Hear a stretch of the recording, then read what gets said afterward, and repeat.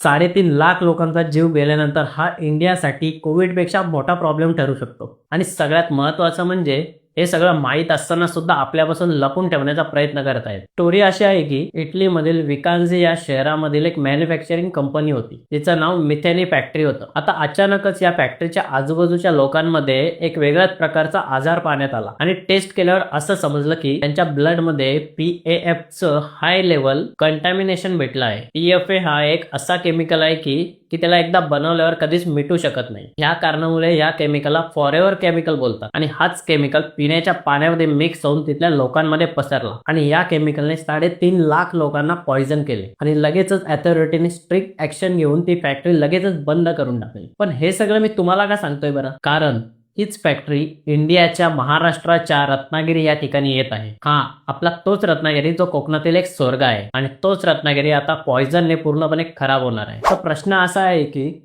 इटलीमधून ban होऊन या कंपनीला इंडियामध्ये परमिशन कशी मिळाली बरं? कारण आपल्या जीवाची काही पर्वा नाहीये का? प्लीज या व्हिडिओला खूप शेअर करा आणि ही इन्फॉर्मेशन सगळ्यांपर्यंत पोहोचवा आणि आपल्या इंडिया आणि रत्नागिरीला सेव्ह करा.